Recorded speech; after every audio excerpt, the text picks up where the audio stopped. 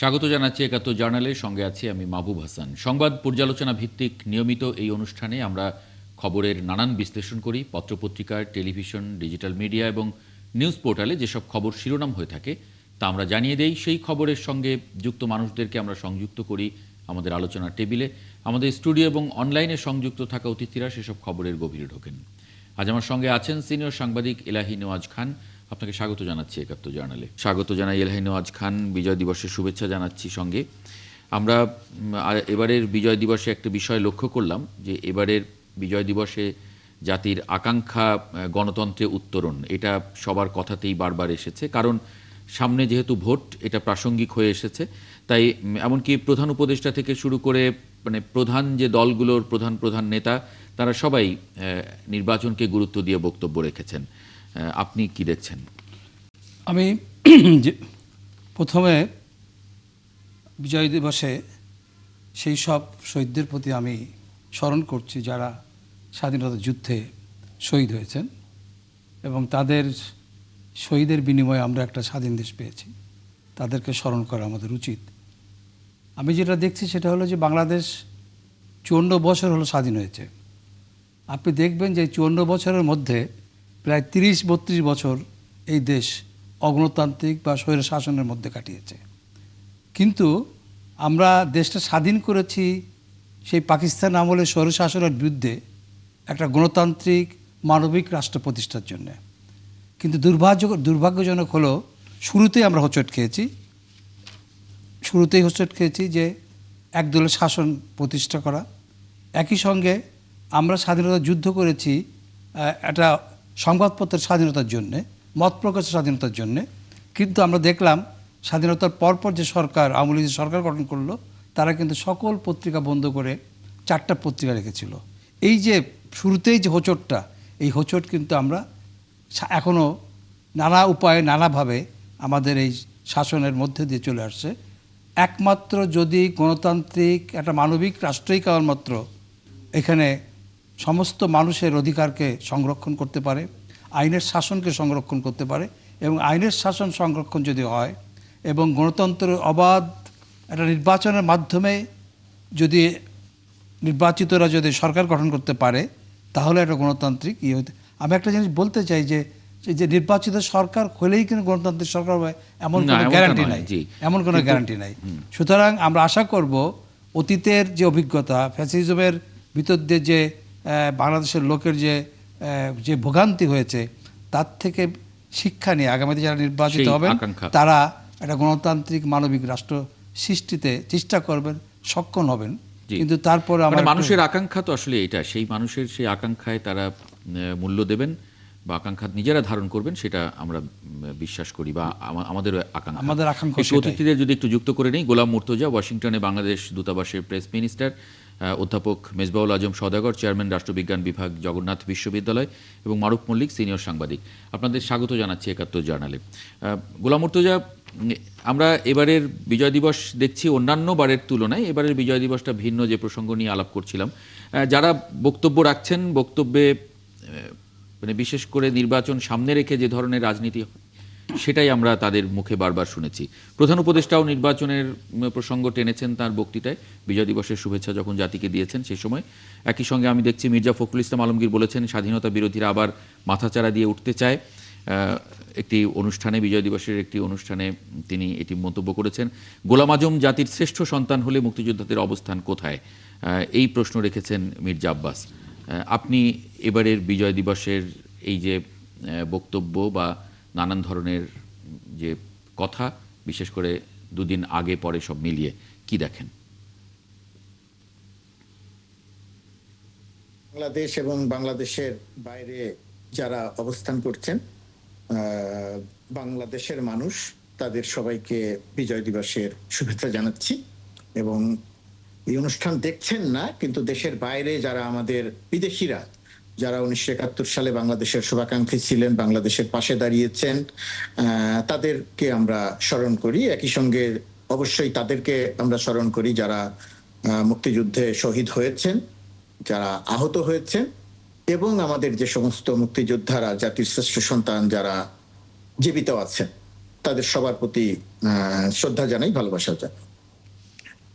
এবারের মানে আমাদের যে কোনো বিজয়, আমাদের প্রতিটি বিজয় দিবসই, প্রতি বছরের বিজয় দিবসই খুব তাৎপর্যপূর্ণ। আর এবারের বিজয় দিবসটি হয়তো একটু অন্য কারণে বেশি তাৎপর্যপূর্ণ।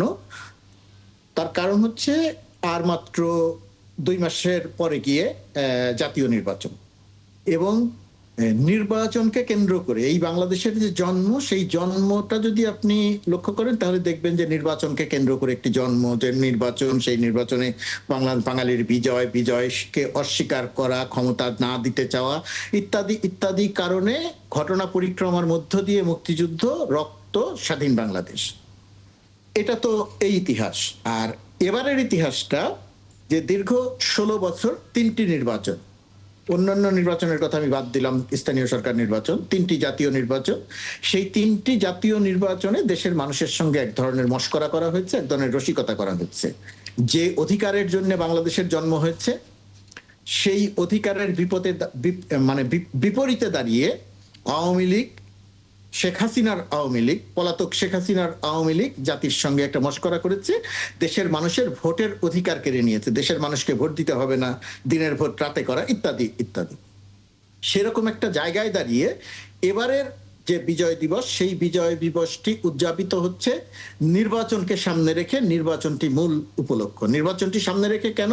নির্বাচনটি সামনে রেখে তার কারণ হচ্ছে মানুষের অধিকার, বাংলাদেশের মতো দেশের মানুষের অধিকারের একটা বড় অধিকার হচ্ছে তার ভোট দিতে পারা এবং ভোট দিতে না পারা।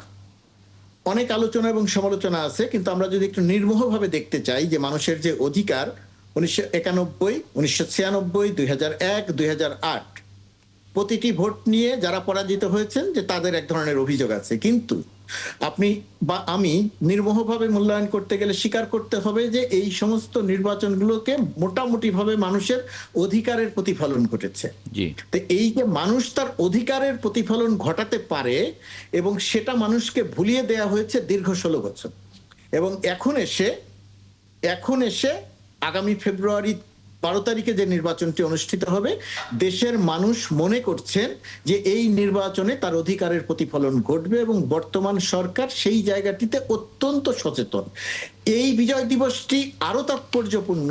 আমাদের যে প্রজন্ম, নতুন প্রজন্ম, শুধু নতুন প্রজন্ম নয়, কিন্তু এই নতুন প্রজন্ম একেবারে প্রথমবারের ভোটার। এখন দেখেন কারা সাধারণত প্রথমবারের ভোটার হয়, বয়স যাদের 18 হয়, সে যখন ভোটার হয়, সে তার পরবর্তী নির্বাচনে সে যখন ভোট দিতে যায় সে হয় নতুন ভোটার।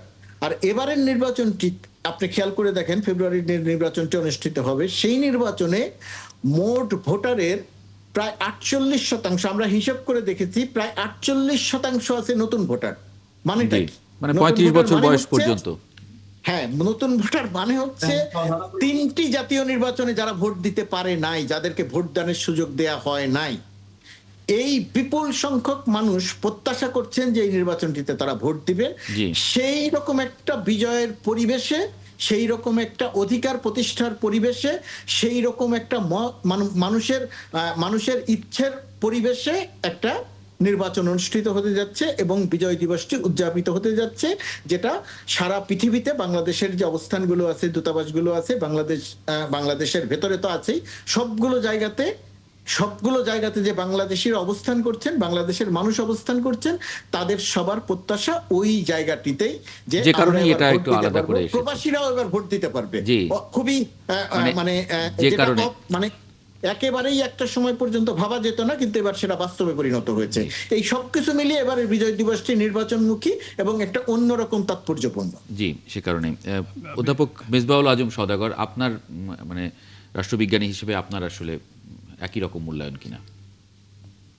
জি, ধন্যবাদ আপনাকে এবং দর্শক যারা দেখছেন এবং দেখবেন, সবাইকে বিজয় দিবসের শুভেচ্ছা। তো আপনি যে বিষয়টি আমার সহ আলোচক খুব চমৎকারভাবে ব্যাখ্যা করলেন যে এবারের বিজয় দিবসের তাৎপর্যটা অনেক এই সেন্সে যে দীর্ঘ 15-16 বছরের যে নির্যাতন, নিপীড়ন এবং যে ফ্যাসিবাদী শাসন, সেখান থেকে মুক্ত হয়েছে মানুষ আপনার 5 আগস্ট তারিখে। সেখান থেকে মুক্ত হওয়ার পর মানুষের মধ্যে যে একটা নতুন আকাঙ্ক্ষা তৈরি হয়েছে, গণতন্ত্র প্রতিষ্ঠার যে একটা ইচ্ছা বোধ তাদের মধ্যে শক্তিশালী হয়েছে। এতদিন যেটাকে দমিয়ে রাখা হয়েছিল, সেই আকাঙ্ক্ষাগুলো বাস্তবায়নের জন্য তাদের যে প্রবল আকাঙ্ক্ষা, সেই জিনিসটা তাদেরকে তাড়িত করছে এবং তারা অপেক্ষায় আছে যে একটি সুষ্ঠু, গ্রহণযোগ্য, ভয় ভীতিমুক্ত পরিবেশে একটি অবাধ নির্বাচনের মাধ্যমে তাদের যে নতুন সরকার আসবে, সেই নতুন সরকার সেই আকাঙ্ক্ষাগুলোকে বাস্তবায়নের জন্য প্রয়োজনীয় পদক্ষেপ গ্রহণ করবে। এই অপেক্ষায় কিন্তু মানুষ, সারা দেশের মানুষ রয়েছে। পাশাপাশি 5 আগস্টের যে বিপ্লব যেটি হয়েছে, সেই বিপ্লবের মধ্য দিয়ে মানুষের মনোজগতে কিন্তু একটা বড় ধরনের পরিবর্তন হয়েছে। তো সেই পরিবর্তনের প্রেক্ষাপটে মানুষের যে চাওয়া, সেই চাওয়াটাও কিন্তু প্রতিফলিত হবে আগামী নির্বাচনের মধ্য দিয়ে। তো সবকিছু মিলেই আগামী নির্বাচনের তাৎপর্যটা অনেক, এবং সেই প্রেক্ষাপটে আমাদের যে বিজয় দিবসটা উদযাপন আমরা করছি, সেই প্রেক্ষাপটে এই বিজয় দিবসের তাৎপর্যটা অনেক। এখন বিষয়টা হচ্ছে যে এই নির্বাচনকে কেন্দ্র করে মানুষের মনে অনেক ধরনের আপনার সিকিউরিটি কনসার্ন থেকে শুরু করে অনেক ধরনের প্রশ্ন, অনেক ধরনের কনসার্ন রয়েছে, যেগুলোর মধ্যে অন্যতম হচ্ছে যে নির্বাচনটি একটি ভয় ভীতিমুক্ত পরিবেশে অনুষ্ঠিত হবে কিনা। সম্প্রতি সেটা নিয়ে আজকে প্রধান উপদেষ্টা কিন্তু বলেছেন যে অপপ্রচার, গুজব বা নানান ধরনের মানে এই নির্বাচনকে বাধাগ্রস্ত করার জন্য নানান রকম ষড়যন্ত্রের কথাও তিনি উল্লেখ করেছেন। সেটাও খুব গুরুত্ব দিয়ে তিনি বলেছেন তার বক্তব্যে। সুতরাং মানে শুধু সাধারণ মানুষ নয়, সরকারের একদম শীর্ষ পর্যায় থেকেই আসলে এটা নিয়ে কনসার্ন আছে। আমরা একটা ছোট্ট বিরতি নিয়ে আসি, তখন আমার দুই অতিথি, দুজন আরেকজন যুক্ত হয়েছেন, ইশতিয়াক আজিজ উলফাত, সভাপতি মুক্তিযোদ্ধা দল কেন্দ্রীয় কমিটি, এবং মারুফ মল্লিক আছেন। বিরতির পরে একটু তাদের কাছে একটু যুক্ত হতে চাই। আমরা যে আলোচনায় ছিলাম সেটি যদি একটু কন্টিনিউ করি। মারুফ মল্লিক, আপনাকে অনেকক্ষণ অপেক্ষায় রেখেছি। এবারের নির্বাচনে প্রধান দল বিএনপি এবং জামায়াত। আমরা জানি যে একটি দলের প্রতিষ্ঠাতা স্বাধীনতার ঘোষক, অন্য দলটি স্বাধীনতা যুদ্ধের সময় স্বাধীনতার বিরোধিতার অভিযোগে অভিযুক্ত। সেই জায়গায় আসলে কি দেখেন আজকের যে দুই দলের নেতাদের বক্তব্য? সেখানেও খুব কড়া ভাষায় আক্রমণ আছে। জি, ধন্যবাদ আমাকে এই আজকের অনুষ্ঠানে আমন্ত্রণ জানাবার জন্য, এবং আমার সঙ্গে যে বিজ্ঞ সহ আলোচক বৃন্দ আছেন এবং আমাদের অনুষ্ঠান যারা দেখছেন বিভিন্ন জায়গা থেকে, সবাইকে বিজয়ের শুভেচ্ছা। আমরা তো আসলে আজকের এই দিনে একটা রক্তস্নাত বিপ্লবের মধ্য দিয়ে বাংলাদেশটাকে অর্জন করেছি। তো আমাদের যে যে শহীদ এবং সেই বীর মুক্তিযোদ্ধা এবং যারা এখনো জীবিত আছেন, সবাইকে আমি আমার অন্তরের অন্তঃস্থল থেকে অভিনন্দন জানাই এবং শুভেচ্ছা জানাই। আপনি যে বিষয়টা বললেন যে এই আজকের বিজয়ের দিবসে বিএনপি এবং জামাত প্রধান দুই রাজনৈতিক দল, এটা আসলে জামায়াত ইসলামীর দিক থেকে এক ধরনের একটা প্রচারণা আছে। ওনারা সোশ্যাল মিডিয়াতে খুব প্রচার টচার করছেন যে তারা বিএনপির সমকক্ষ হয়ে গিয়েছেন বা বাংলাদেশের অন্যতম বড় দলে পরিণত হয়েছেন। হোয়াটএভার, এটা কিন্তু নির্বাচনের পরে, ভোটের ফলাফলের পরে আমরা বুঝতে পারবো যে আদৌ বাংলাদেশে জামাত ইসলামী অন্যতম প্রধান বড় দলে পরিণত হয়েছে কিনা। আমরা যদি অতীতে যে বিভিন্ন নির্বাচন হয়েছে সেই নির্বাচনে ভোটের হার, তাদের প্রাপ্ত আসনের ভিত্তিতে যদি বিবেচনা করি, তাহলে আমি এই মুহূর্তে জামাত ইসলামকে একটি বড় দল হিসেবে বিবেচনা করতে রাজি না। বিএনপি বড় দল, দ্যাট ফাইন, কিন্তু এরপরে বিএনপির কাছাকাছি কারা আসবে বা দেশের অন্যতম বড় দলে কে পরিণত হবে, সেটা নির্বাচনের পরে আমরা বুঝতে পারবো। এটা একটা বিষয়। আর দ্বিতীয় যেই প্রশ্নটা আপনি করলেন, আজকে যে বিএনপি এবং জামায়াতের যে পাল্টাপাল্টি আলাপ বা কথাবার্তা হয়েছে, এটা দেখেন দুঃখজনক হলেও সত্য যে বাংলাদেশে স্বাধীনতা যুদ্ধের ইতিহাস বিকৃতির একটা প্রবণতা ছিল, এবং খুব মোটা দাগে বললে যে পলাতক যে ফেসিবাদী আওয়ামী লীগ ছিল, তাদের পক্ষ থেকে একটা সবসময় আমরা লক্ষ্য করেছি গত 17 বছরে একটা প্রবণতা ছিল যে এই মুক্তিযোদ্ধা ও মুক্তিযোদ্ধা না, সে স্বাধীনতা বিরোধী, সে স্বাধীনতা সপক্ষে শক্তি, একটা বিভাজনের রাজনীতি ছিল, এবং তারা এটা করতে গিয়ে মোটামুটি ইতিহাসটাকে বিকৃত করে ফেলেছে। এখন মুক্তিযুদ্ধের কার কি অবদান সেটা ঐতিহাসিকভাবে নির্ণীত, ইতিহাস তার মূল্যায়ন করবে। কিন্তু আমরা লক্ষ্য করলাম যে আওয়ামী লীগের আমলে তারা বারবার বলতে চাইলো জিয়াউর রহমান মুক্তিযোদ্ধা না, তার খেতাব কেড়ে নেওয়ার প্রবণতা হলো, চেষ্টা করা হলো। এই যে মিথ্যাচার, মুক্তিযুদ্ধের ইতিহাসকে বিকৃত করার যে প্রবণতা, এটা তো আওয়ামী লীগের অন্যতম বদ অভ্যাস, এবং সবকিছু মিলিয়েই নানা অভ্যাসের কারণেই কিন্তু ফেসিবাদ, ইতিহাসে বিকৃত করা, মানুষজনকে কথা বলার স্পেস সংকুচিত করা, নানা কারণেই কিন্তু আওয়ামী লীগ আসলে পালিয়ে যেতে বাধ্য হয়েছে।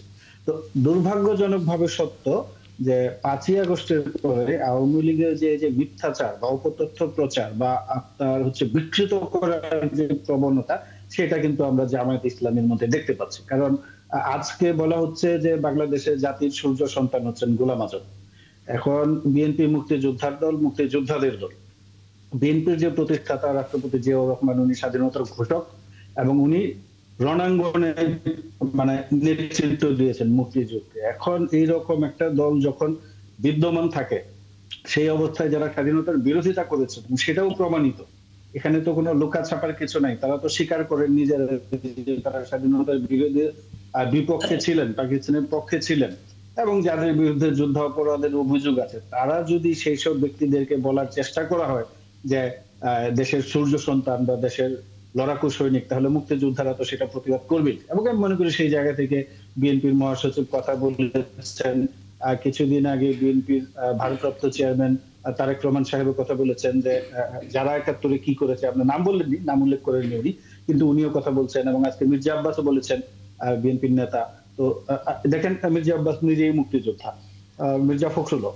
তো এইরকম যখন মুক্তিযোদ্ধারা বাংলাদেশে থাকবে, জীবিত থাকবেন, তাদের সামনে যখন মুক্তিযুদ্ধকে নিয়ে ইতিহাস বিকৃত করার চেষ্টা করা হবে, নানাভাবে ইতিহাসের মুক্তিযুদ্ধকে আড়াল করার চেষ্টা করা হবে, তখন সেই জায়গা থেকে তো প্রতিবাদ আসবে, পাল্টা কথা নিশ্চয়ই আসবে। এই প্রতিক্রিয়া যেটা আসবে। দেখলাম শুধু যে আমি আজকে না। আমি একটু হ্যাঁ, আমি একটু কথা শেষ করছি, 1 মিনিটেই। আমি যেটা বলছি যে ওনারা যে শুধু আজকে বলেছেন বিষয়টা এরকম না, গত কয়েকদিন ধরেই কিন্তু তারা ইনিয়ে বিনিয়ে নানা কথা বলার চেষ্টা করছেন এবং সব জায়গাতেই যারা প্রতিবাদ এবং প্রতিরোধের মুখে পড়ে। জি, ইশতিয়াক আজিজ উলফাত, আপনার মন্তব্য আশা করছি। যে প্রশ্নটা আমার মারুফ মল্লিকের কাছে ছিল, একই প্রশ্ন যদি আপনাকে করি।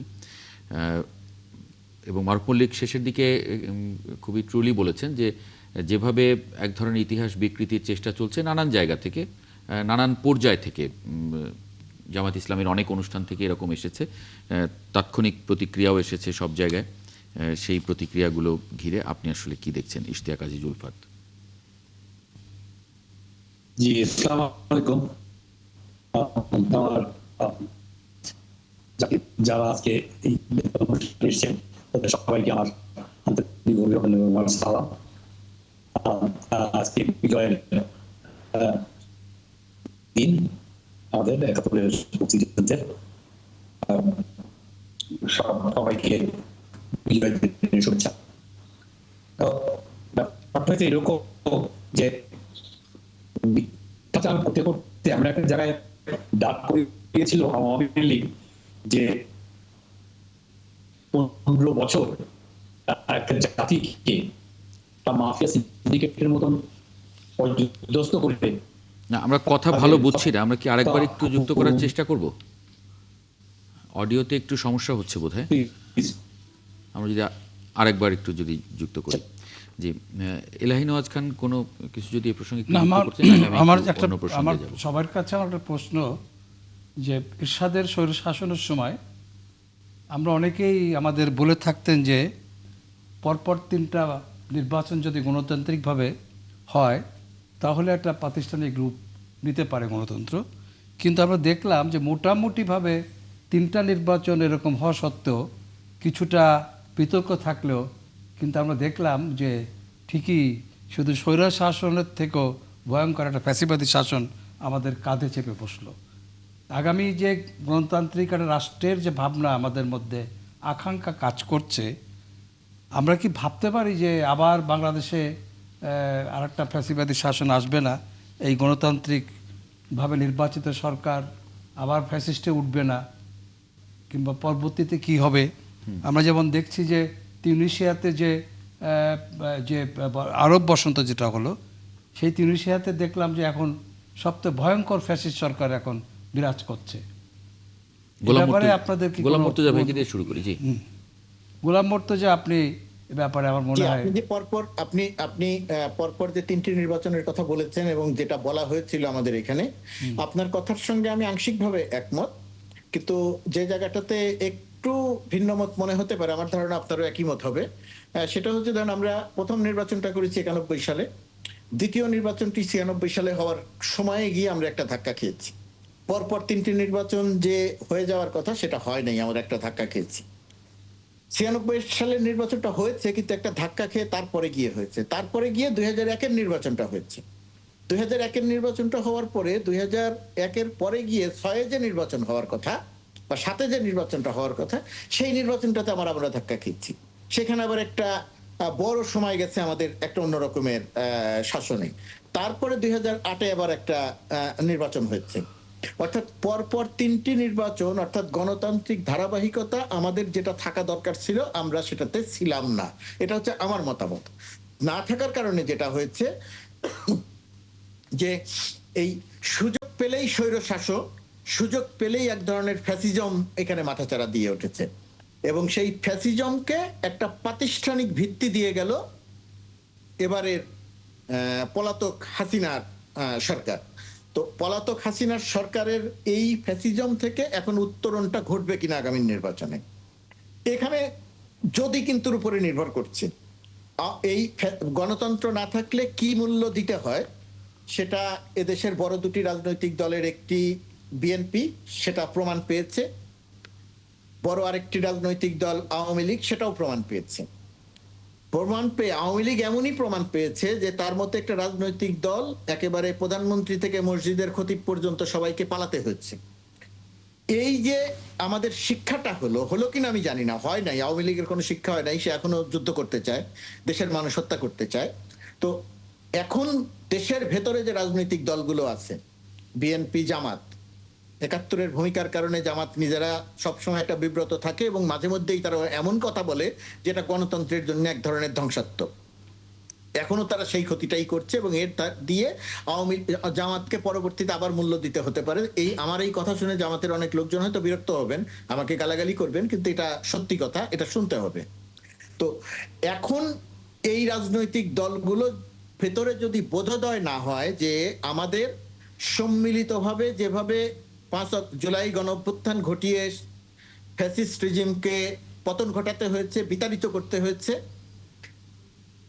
করতে পেরেছে, তার মূল কারণ হচ্ছে রাজনৈতিক দলগুলো একত্রিত ছিল। সেখানে কে বিএনপি, কে আওয়ামী লীগ, কে বিএনপি আওয়ামী লীগ নয়, কে বিএনপি, কে জামাত, কে বৈষম্য বিরোধী ছাত্র আন্দোলন, কে শিবির, কে ছাত্র দল, কে বাম, এটা বাছাই করা হয়নি। একই সঙ্গে হিজাব পরা একটি মেয়ে ছিল, একই সঙ্গে জিন্স টি শার্ট পরা একটি মেয়ে ছিল, দুজনই কাঁধে কাঁধ মিলিয়ে একই শত্রুর ফ্যাসিজমের বিরুদ্ধে তারা প্রতিরোধ গড়ে তুলেছিল।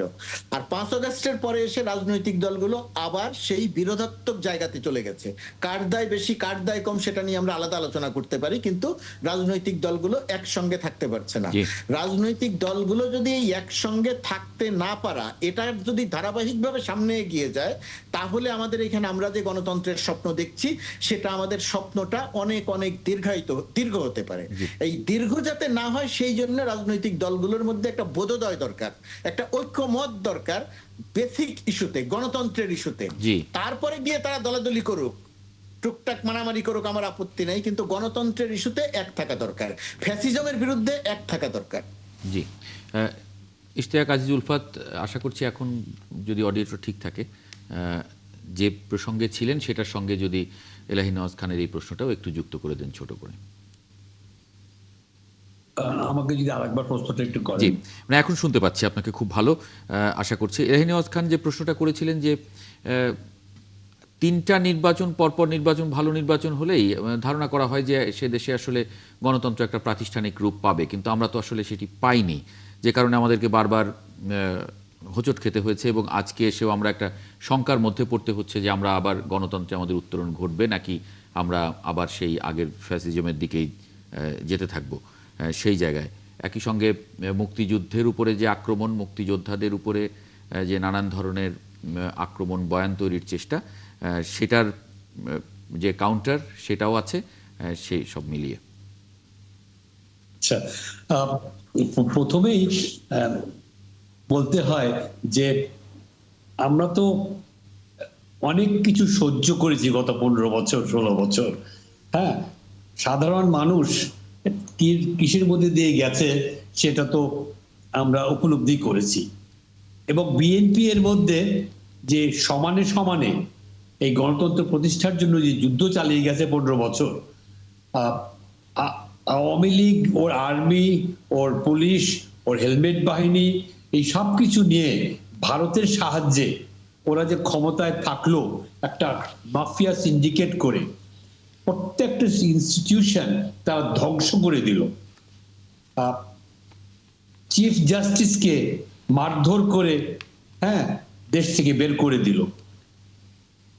আমরা কিন্তু কিচ্ছু করতে পারিনি, কেউ কিচ্ছু করতে পারে নাই। কিন্তু বিএনপি তার যুদ্ধটা, গণতন্ত্রের যুদ্ধ ফিরিয়ে আনার, সেটা চালিয়ে যাচ্ছিল। 2024-এ যে আন্দোলনটা ঘটে গেল, জনসাধারণ এবং ছাত্ররা আওয়ামী লীগের পতনটা ঘটালো। এর মধ্যে কিন্তু সব কটা ঘটনাতেই বিএনপি ইনভলভ ছিল। তারা একটা পলিসির মধ্যে দিয়ে করেছে, তোমরা কাজ করো, তোমরা যা করবার করো, কিন্তু বিএনপি নামটা ফ্ল্যাশ করো না, কারণ তাহলে তাও তোমাদের উপরে অত্যাচার অনেক বেশি হবে। এই সুযোগে এনসিপি ওরা অনেক দূরে এগিয়ে গেল এবং ইভেনচুয়ালি যখন জনসাধারণ নেমে পড়লো রাস্তায়, ঠিক 71-এর মতন, আমার এই 74 বছর বয়সে আমার একটা খুব উপলব্ধি হলো 2024-এ যে আপনি সারা দেশের মানুষের বিরুদ্ধে গিয়ে আপনি যেতে পারবেন না যদি মানুষ নেমে যায়। জি, একটা মানুষ নেমে গিয়েছিল। 71-এর যুদ্ধটা খালি মুক্তিযোদ্ধারা করেনি, 7.5 কোটি মানুষ, কিছু কুলাঙ্গার ছাড়া, যারা এই আলবদর আলসাদ রাজাকার ছিল তারা ছাড়া সবাই যুদ্ধ করেছে। আমাদেরকে ঘরে ঘরে জায়গা দিয়েছে, আমাদেরকে খাইয়েছে, আমাদেরকে দিক নির্দেশনা দিয়েছে, আমাদেরকে ইনফরমেশন দিয়েছে।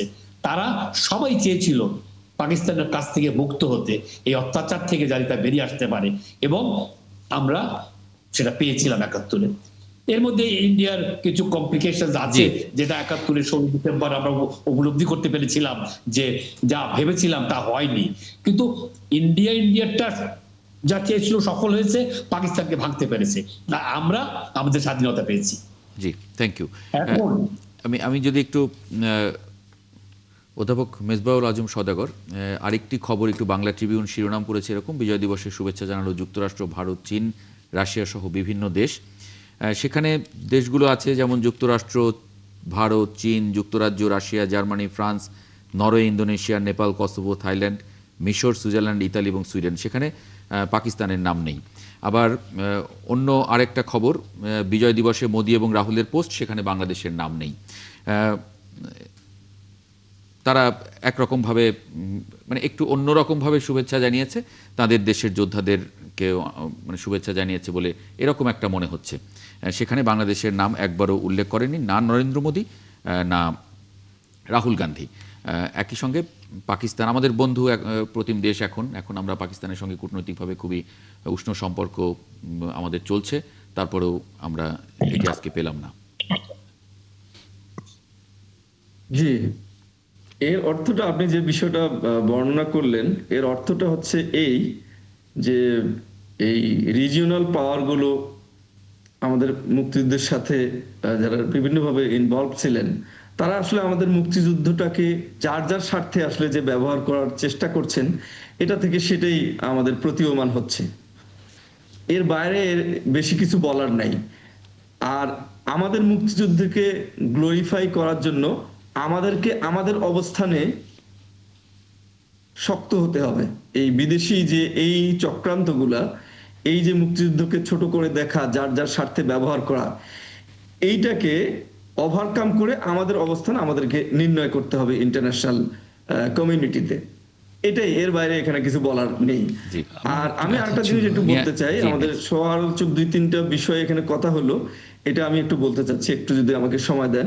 সেটা হচ্ছে বাংলাদেশের গণতন্ত্রের জন্য 3টা গণতন্ত্রের প্রাতিষ্ঠানিকীকরণের জন্য যে 3টা নির্বাচন যদি পরপর সুষ্ঠুভাবে সংগঠিত হয়, তাহলে গণতন্ত্র প্রাতিষ্ঠানিক রূপ পাবে। এই জিনিসটা আমার মনে হয় তাত্ত্বিক এবং মানে আপনার এমপিরিক্যাল দুই দিক থেকেই খুব একটা পরীক্ষিত গবেষণালব্ধ কোনো বিষয় নয়।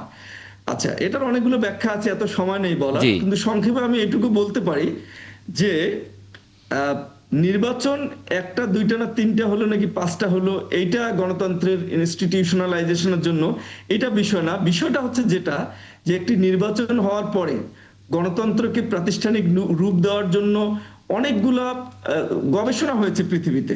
এর মধ্যে স্যামুয়েল পি হান্টিংটনের একটা গবেষণার কথা আমি বলতে পারি। তার একটা বিখ্যাত বই the political order in the changing societies, তিনি সেখানে বলছেন যে ইনস্টিটিউশনালাইজেশন অফ ডেমোক্রেসির জন্য তিনি বলছেন যে ইনস্টিটিউশন বিল্ডিং যদি না হয় আপনার নির্বাচন দিয়ে কোনো কিছু হবে না, ইনস্টিটিউশন বিল্ডিং হতে হবে। ঠিক। তা আপনি যতটা নির্বাচনে না, হোক না কেন, আমরা তো ওই ইনস্টিটিউশন গুলোকেই ধ্বংস একটু করেছি, শেষ করি আমি, আমরা করেছি তার যদি- উল্টো। জি, উল্টো হয়েছে। এবং ইনস্টিটিউশন বিল্ডিং এর কোনো চেষ্টা কিন্তু বাংলাদেশে কখনোই হয়নি। জি, এটা একটা জিনিস। আরটা হচ্ছে গণতন্ত্রকে প্রাতিষ্ঠানিক রূপ দেওয়ার জন্য আপনার জনগণের মধ্যে একটা আকাঙ্ক্ষা তৈরি হয় কিন্তু, যে এই কাজগুলো করতে হবে। সরকারের উপর একটা চাপ তৈরি হয়, সিভিল সোসাইটি থেকে এক ধরনের চাপ তৈরি হয় যে এই কাজগুলো করতে হবে। তো স্বাধীনতার পরবর্তী সময়ে এখানে ধরেন যে বাকশাল হয়েছে, তারপরে পরবর্তীতে বিভিন্ন ধরনের স্বৈর শাসন এসেছে, সামরিক শাসন এসেছে। এখানে প্রেসিডেন্ট জিয়াউর রহমানের সময় 5th অ্যামেন্ডমেন্টের ব্যতীত তার পরবর্তীতে 1991-এ আপনার পার্লামেন্টারি ফর্মস অফ ডেমোক্রেসি এসেছে। এর বাইরে কিন্তু ডেমোক্রেটিক রিফর্মের জন্য বড় ধরনের সিভিল সোসাইটি থেকে যেমন কোনো মুভমেন্ট তৈরি হয়নি, সাধারণ জনগণের জি, কিন্তু আমরা মধ্যে এবারে তেমন বড় এবারে ধরনের- 24-এর পরে তো সেটা দেখেছি, সেটা আমি সেটাই সেটা যে বলছি, সেটা যে সেই ধরনের আকাঙ্ক্ষা, সেই আকাঙ্ক্ষা তৈরি হয়নি। এখন যার ফলে আমরা আপনি যদি মানে ইতিহাস বিশ্লেষণ করেন, আপনি কিন্তু বড় কোনো রিফর্ম ইনিশিয়েটিভ কিন্তু না, বাংলাদেশে নেই আপনি নাই। দেখবেন এবার না। যেহেতু নিলাম, যে তাহলে তো আমরা গণতন্ত্রকে একটা আশা প্রাতিষ্ঠানিক করতে রূপ পারি। দেওয়ার জন্য- নেওয়াজ ভাই একটু যুক্ত যে আমি করতে শেষ করি চেয়েছিলেন একটু, কিছু। যে বড় ধরনের কোনো রিফর্ম ইনিশিয়েটিভ আপনি দেখবেন না, যে গণতন্ত্রকে প্রাতিষ্ঠানিক রূপ দেওয়ার জন্য এই বড় ধরনের রিফর্ম গুলা জনগণের পক্ষ থেকে, সিভিল সোসাইটির পক্ষ থেকে বড় দাবি এসেছে এবং সেটার ভিত্তিতে গভর্নমেন্ট কাজ করেছে। জি, কিন্তু নিয়াজ ভাই। 24-এর পর কিন্তু আপনি লক্ষণীয় ভাবে দেখবেন অনেক বাধা, অনেক চ্যালেঞ্জের পরে সেই ধরনের আকাঙ্ক্ষা তৈরি হয়েছে, সেই ধরনের ডিমান্ড তৈরি হয়েছে, এবং একটা ঐক্যবদ্ধ Exactly. কমিশনের মধ্য দিয়ে সেই দাবিগুলো কিন্তু একটা ইনস্টিটিউশনালাইজড রূপ দেওয়ার জন্য সামনে এসেছে। এবং যার প্রেক্ষিতে কিন্তু জুলাই সনদ বা জুলাই চার্টার বা জুলাই Exactly. ঘোষণাপত্র এগুলো কিন্তু হয়েছে। এবং রাজনৈতিক দলগুলো কিন্তু কম বেশি 95% বা 100% এইভাবে সবাই কিন্তু রাজি হয়েছে, এবং তার মানে- ভবিষ্যতে সেই ধরনের একটা রিফর্ম ইনিশিয়েটিভের দিকে আমরা কিন্তু যাচ্ছি। সুতরাং কখনোই এটা ভাবা ঠিক না যে একমাত্র নির্বাচন হলে একটা বিরতি নিয়ে নেওয়াজ ভাইয়ের একটু ইনস্টিটিউশনাল শেপ ধারণ করবে। আমরা যে আলোচনায় ছিলাম, এলাহি নওয়াজ খান আপনি যুক্ত করতে চেয়েছিলেন। আমি যদি ভুলভাবে উপলব্ধি না করে থাকি, যে মুক্তিযুদ্ধের চেতনা যে বিষয়টি আমরা বারবার বলে থাকি, যেটা গোলাম মোর্তজা শুরুতে বলেছিলেন, যে মুক্তিযুদ্ধের চেতনা বলতে যদি আমরা বুঝি যে একটা গণতান্ত্রিক মানবিক রাষ্ট্র গঠনের জন্য আমরা যুদ্ধ করেছিলাম, কিন্তু যারা বারবার গণতান্ত্রিক ব্যবস্থাকে ধ্বংস করে, মানে ব্যবচ্ছেদ করে যারা বারবার স্বৈরশাসন সৃষ্টি করেছে, একদলের শাসন কায়েম করেছে, তাদেরকে আমরা কি বলবো? যারা বলে থাকে সবাইকে মুক্তিযুদ্ধ চেতনা বিরোধী, এইটা একটা বিষয়। আর একটা বিষয় হচ্ছে যে পৃথিবীতে আর কোনো দেশ বুঝে এরকম নাই যে যার তার মুক্তিযুদ্ধ নিয়ে, স্বাধীনতা যুদ্ধ নিয়ে প্রতি বছর এরকম বিতর্কে জড়ায়। আমার মনে হয় না পৃথিবীতে আর কোনো দেশ নাই। পৃথিবীর বহু দেশে বহু সংঘাত হয়েছে, যুদ্ধ হয়েছে। আমেরিকা, যাকে আমরা গণতন্ত্রের জন্য খুব মহান দেশ হিসেবে দেখি, তারা কিন্তু একটা সময় উত্তর এবং দক্ষিণের গৃহযুদ্ধ তারা করেছে, তারপর তারা কিন্তু মিলেমিশে একটা ঐক্যবদ্ধ রাষ্ট্র গঠন করেছে। কিন্তু আমরা 54 বছর পরেও আমরা আমাদের এই স্বাধীনতা যুদ্ধ নিয়ে বিতর্কে জড়িয়ে যাচ্ছি। এটার কারণটা কি? মারুফ মল্লিক, সেটা কি রাজনৈতিক, এটা কি শুধুমাত্র রাজনৈতিকভাবে মুক্তিযুদ্ধকে ব্যবহার করার জন্য হচ্ছে, নাকি আমরা স্বাধীন রাষ্ট্র হিসেবে, আমরা সার্বভৌম রাষ্ট্র হিসেবে আমরা দেশকে ওভাবে উপলব্ধি করতে পারছি না? মারুফ মল্লিককে দিয়ে শুরু করছি। জি, ধন্যবাদ এলাহি নওয়াজ সাজু ভাইকে তার প্রশ্নের জন্য। তো আমি এর আগে উনি যে প্রশ্নটা করেছেন সেটার একটু উত্তর দিয়ে নেই। আগেরবার যেটা উনি বললেন যে 3 টার্ম নির্বাচন হলে এরপরে বাংলাদেশের গণতন্ত্র সুপ্রতিষ্ঠিত হবে বা শক্তিশালী হবে। আর বিষয়টা আসলে এরকম না। হ্যাঁ, ইতিহাসের পাঠ এবং রাষ্ট্রবিজ্ঞান পাঠের যে প্রক্রিয়া, সেখানে একটা বিতর্ক আছে যে ইতিহাস কি বক্রাকার নাকি বৃত্তাকার। মানে সেটা বৃত্তাকার হোক আর বক্রাকার হোক, যাই হোক, মানে ইতিহাসের ইভেন্ট গুলো ঘুরে ফিরে আসে। তাইলে পরে এখন সামনে কি ফেসিবাদ আবার আসবে কিনা বাংলাদেশে বা পৃথিবীর অন্য কোথাও? এখন ফেসিবাদ আসবে এটাও যেমন হলফ করে বলা যায় না, আবার ফেসিবাদ আসবে না সেটাও বলা যায় না। কারণ এই ওয়েস্টফেলিয়ান যে জাতি রাষ্ট্রের যে ধারণা, রাজ্যের বা রাজা শাসিত রাজ্যের যে যুদ্ধ সংঘাত ইউরোপে সেই দীর্ঘ ৩০ বছরের যুদ্ধের পরই তো এই জাতি রাষ্ট্র ধারণার উদ্ভব হলো। তো সেইখানে মূল যে চিন্তার ভাবনার জায়গাটা ছিল যে যুদ্ধকে কিভাবে পরিহার করা যায় এবং রাষ্ট্রের মালিকানা কিভাবে জনগণের উপর নষ্ট করা যায়, কারণ জনগণই শেষ পর্যন্ত সার্বভৌম, রাষ্ট্র না। তো সেই রকম চিন্তা ভাবনা থেকে আমরা জাতি রাষ্ট্রের দিকে গেলাম, কিন্তু যুদ্ধ তো কমে নাই, আমাদের দুইটা বড় বিশ্বযুদ্ধের মধ্যে দিয়ে যেতে হয়েছে। তারপরে এরপরে আমরা এই গত শতকে আরো যুদ্ধ দেখেছি। এখন যুদ্ধ তো আছে, তো এই জায়গা থেকে আমরা আসলে বের হয়ে আসতে পারি কিভাবে? আমরা কিভাবে ফেসিবাদ বা এই ধরনের যুদ্ধ সংঘাত দখলকে পরিহার করতে পারি? এখন একটা ওই মেজবাহ ভাই যেটা বললেন, ইনস্টিটিউশনালাইজ, আপনার পলিটিক্যাল ইনস্টিটিউশন গড়ে তুলতে হবে এবং সেই ইনস্টিটিউশন গুলোকে আপনার ডেমোক্রেটিক করতে হবে, জনগণের পার্টিসিপেশন বাড়াতে হবে, জনগণ যে সার্বভৌম শক্তি সেটা আমাদের আলটিমেটলি স্বীকার করে নিতে হবে। তার জন্য কিছু সংস্কার দরকার। এখন এলাই সাজু ভাই বললেন যে সংস্কার আমাদের করতে হবে। এখন বাংলাদেশে কি সংস্কার আদৌ হবে? সাজু ভাই কিন্তু, এলাই নওয়াজ খান সাজু ভাই কিন্তু জেসমিন বিপ্লবের কথা বললেন যে তিউনিসিয়া সেটা ব্যর্থ হয়েছে কারণ সেই বিপ্লবের পরে তিউনিসিয়া সংস্কারের নামে অতিরিক্ত কপচাকপচি হয়েছে। সেখানে নতুন সংবিধান নেওয়া হয়েছে, পার্লামেন্টের সঙ্গে প্রধানমন্ত্রীর ক্ষমতার ভাগাভাগি হয়েছে, রাষ্ট্রপতির সঙ্গে ভাগাভাগি হয়েছে, এবং সেইখানে মনে হয় 11 বছরে 7 বা 9 বার হচ্ছে সরকারের পতন হয়েছে। আমরা দুর্ভাগ্যজনক ভাবে দেখেছি আমাদের দেশেও কিন্তু এই ঐক্যমত কমিশনের নামে, সংস্কারের নামে একটা বছর সময় নষ্ট করা হয়েছে, এবং সেইখানে কিন্তু কার্যকর কোন সংস্কারের দেখেন আপনি কোনো প্রস্তাব নাই। এখানে আমি যেটা বললাম যে পিপল হচ্ছে, জনগণ হচ্ছে সার্বভৌম রাষ্ট্রের, সেইটা নিয়ে কিন্তু কোনো কথা নাই। আপনার ক্ষমতা বিকেন্দ্রীকরণের কথা বলা হয় নাই। আমাদের যে সংস্কারের কথা বলা হয়েছে এটা টোটালি বোগাস। এখানে বলা হয়েছে ক্ষমতার ভাগাভাগি, যে আপনি কনস্টিটিউশনাল কমিশন করবেন, সেখানে আপনি কিছু লোক দিবেন, অরাজনৈতিক লোক দিবেন, বিরোধী দল কতটা আসন পাবে, কয়টা পদ পাবে।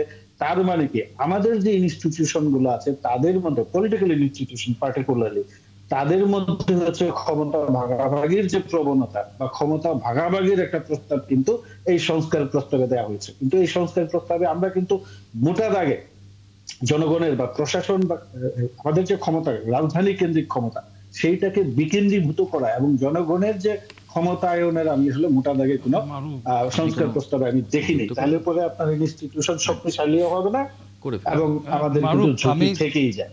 মারুফ, আমি যে প্রশ্নটা করেছিলাম ভাই, সেটা হলো যে ওই আমি মুক্তিযুদ্ধের চেতনার একটা ব্যাপার বলেছিলাম। যারা বলে থাকে যে, আমি আসছি এই প্রশ্নে আসছি, এখনই বলছি। হ্যাঁ, এখন আমাদের দেশে যেহেতু 71-এর পরে আসলে গণতন্ত্র সুপ্রতিষ্ঠিত হয় নাই, আপনার বাকশালের মতো একটা একদলীয় শাসন কায়েম হয়েছে আমরা দেখেছি।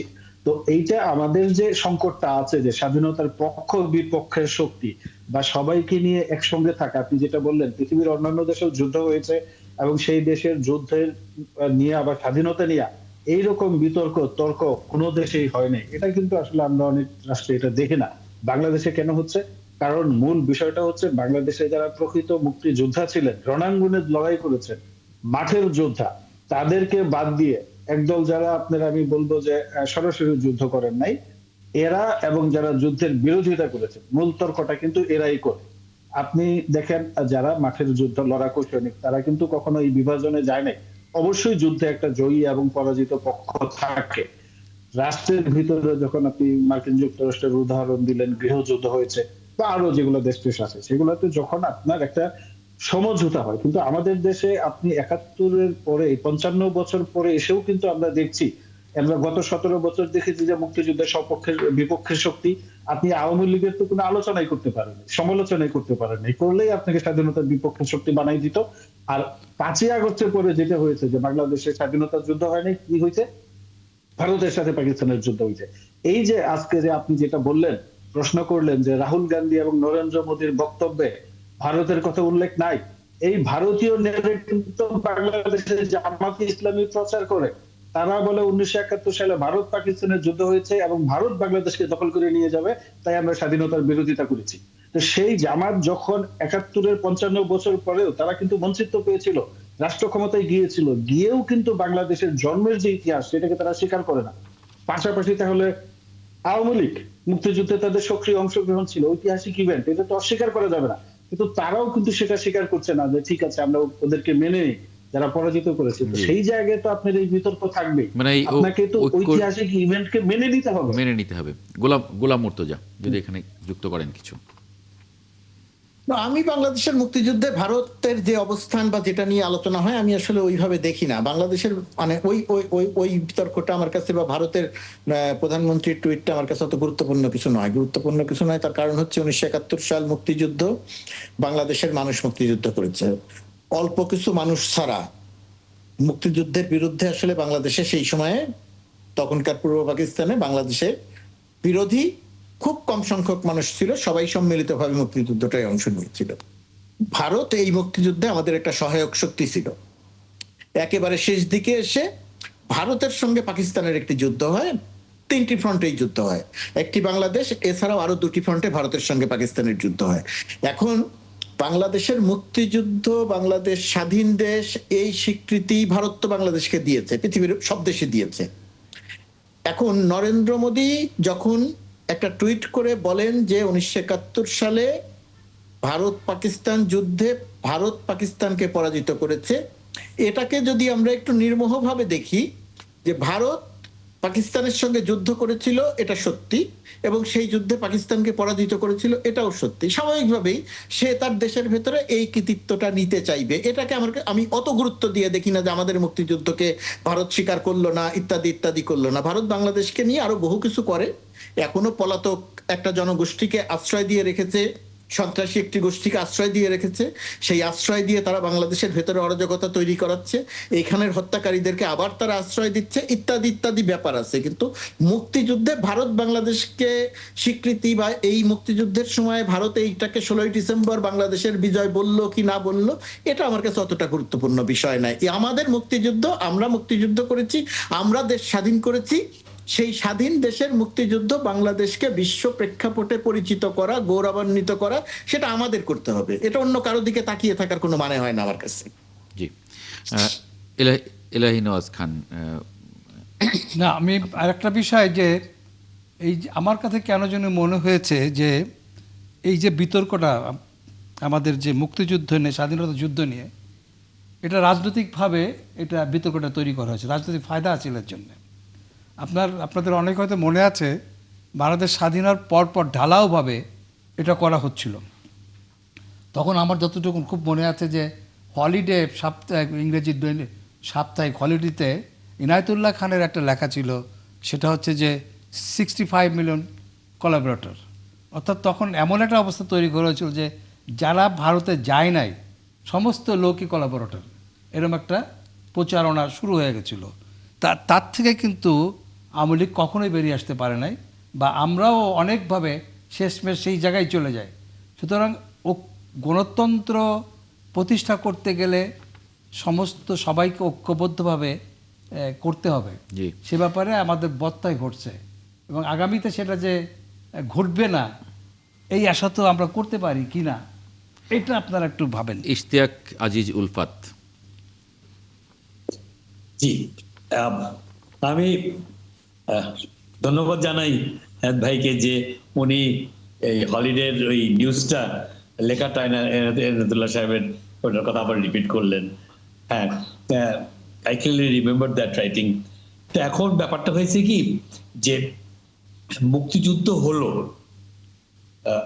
এটাতে ইন্ডিয়া লাভবান হলো, আমরাও লাভবান হলাম। কিন্তু যেহেতু আমি একজন মুক্তিযোদ্ধা, আমি 9 মাস যুদ্ধে ছিলাম, আমি দেখেছি যে ভারত আওয়ামী লীগের খুব একটা পার্টিসিপেশন ছিল না, তারা মুক্তিযুদ্ধ চায়ও নাই। যদি এই কয়টা আর্মি অফিসার গিয়ে ওই তেলিয়াপাড়ার চা বাগানে যদি প্ল্যানিংটা না দিত তাহলে মুক্তিযুদ্ধ এইভাবে হতো না। আর যদি জিয়াউর রহমান সাহেব ওই ঘোষণাটা না দিতেন স্বাধীনতার, তাহলেও মুক্তিযুদ্ধ হতো নাকি আমি ওটা ব্যাপারে সন্দিহান। কারণ আমরা তো কোনখানে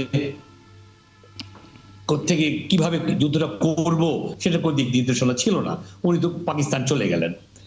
তো এই যে মুক্তিযুদ্ধ না করে একটা ইনফেরিয়রিটি কমপ্লেক্সে যখন তাদেরকে ইন্ডিয়া বা আমরাই আমাদের উদারতা দিয়ে আমরা যাকে সামনে রেখে যুদ্ধ করেছিলাম, যে যুদ্ধের মাঠে ছিল না, তাকে যখন আমরা ক্ষমতাটা দিয়ে দিলাম জানুয়ারি 10 তারিখে, যে আপনি আমাদের নেতা, আপনি দেশটাকে চালান, তারা মুক্তিযুদ্ধকে as we all know সরিয়ে দিয়ে তারা রাজনৈতিক জিনিসটাকে 23 বছরে যে আওয়ামী লীগের এবং শেখ মুজিবের যে রাজনীতি, সেটাকে সামনে টেনে আনলেন এবং কিছুতেই মুক্তিযুদ্ধকে তারা রেকগনাইজ করে দিয়েছেন, যেই সম্মানটা দেওয়াটা দরকার, যে যেই জায়গাটা প্রাপ্য ছিল তাদের, সেইটা তারা দিল না। এমনকি মিথ্যার ইয়েটা শুরু করে দিল এমন ভাবে যে এই 25 তারিখের রাত্রে শেখ মুজিবুর রহমান স্বাধীনতা ঘোষণা করেছে। আমরা আমরা আমরা তো তখন বড় হয়ে গেছি, আমরা যুদ্ধ করেছি, আমরা তো দেখেছি, আমরা তো শুনেছি যে তাজউদ্দিন সাহেব গিয়েছিল তার কাছে। আমার আতাউস সামাদ সাহেব সাংবাদিক সেই রাত্রে 10:30 11টার সময় তার কাছে গিয়েছিলেন, কিন্তু উনি এইসব কোনো কিছুর মধ্যে পার্টিসিপেট করতে চান নাই, উনি খালি পাকিস্তান চলে যেতে চেয়েছিলেন। এনিওয়ে, কিন্তু এই যে তাদের কমপ্লেক্স থেকে মুক্তিযুদ্ধের সাথে জড়িত না থাকার কারণে ইন্ডিয়া করলো কি, যেহেতু 70-এর ইলেকশনে তারাই বিজয়ী দল, তাদেরকে ঘিরেই সরকার গঠন করা হলো। এমনকি যখন আমাদের ভাসানী সাহেব গিয়ে ওখানে আশ্রয় নিলেন, মানে এতে পার্টিসিপেট করতে চাইলেন, তারে পর্যন্ত হাউস অ্যারেস্ট করে রাখা হলো।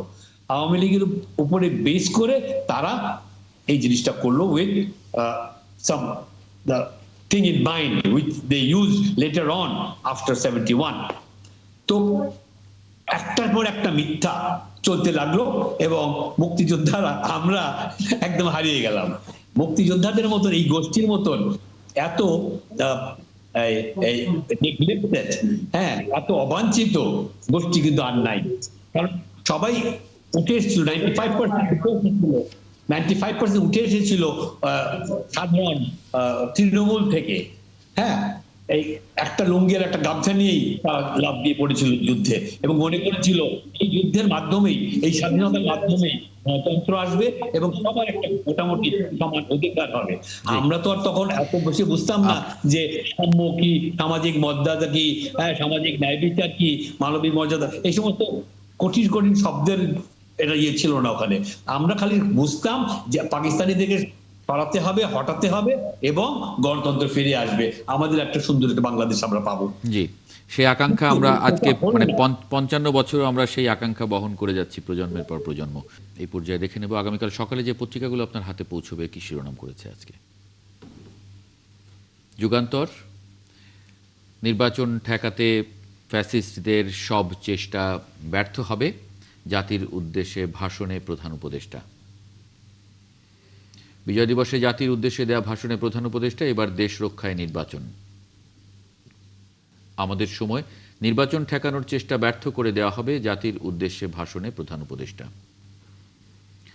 বণিক বার্তা, বিনা দরপত্রে গ্যাস অনুসন্ধানে শেভরনের প্রস্তাব যাচাই করছে কমিটি। খবরের কাগজ, জাতির উদ্দেশ্যে প্রধান উপদেষ্টার ভাষণ। The Financial Express, CA vows to defend democratic transition. প্রধান উপদেষ্টার ভাষণ বিষয়ে তারাও হেডলাইন করেছে। এবং Times, Daily Times of Bangladesh, তারা ওয়ার হিরোদের রিমেম্বার করে, মানে তাদের স্মরণ করে তারা যে এয়ার পাস্ট হয়েছে একটা, সেটার নিয়ে একটা ছবি দিয়ে তারা একটা আধা পেজ একটা ছবি করেছে। আমরা যে আলোচনায় ছিলাম সেটা যদি একটু যুক্ত করে নিয়ে আরেকবার একটু অতিথিদের একটু দেখতে চাই। জি, আমরা যে আলোচনায় ছিলাম, আমি একটু মেজবাউল আজম সওদাগর, আমরা শেষ পর্যায়ে আছি, আমরা যদি একটু 1-2 মিনিট করে সময় নেই তাহলে আমার জন্য সুবিধা হয়, সবাই আমরা একটু একটু করে পার্টিসিপেট করতে পারি। মেজবাউল আজম সওদাগর। জি, ধন্যবাদ। সর্বশেষ বোধহয় মুক্তিযুদ্ধ নিয়ে আলোচনাটা হচ্ছিল। মুক্তিযুদ্ধের চেতনা, আমাদের আকাঙ্ক্ষা 54 বছরেও শেষ হচ্ছে না, পরের প্রজন্ম একই আকাঙ্ক্ষায় থাকবে কিনা সে আশঙ্কা। 8 সেকেন্ড কোন জাতি আপনি পাবেন না যে ইতিহাস নিয়ে কন্টিনিউয়াস এই বিতর্কের মধ্যে থাকে, এবং এই বিতর্কের মধ্যে থাকতে গিয়ে আমাদের ডেমোক্রেসি, আমাদের ডেভেলপমেন্ট, এইসব অনেক কিছু কিন্তু আমাদের হারিয়ে যায়, এটা স্বীকার করতে হবে।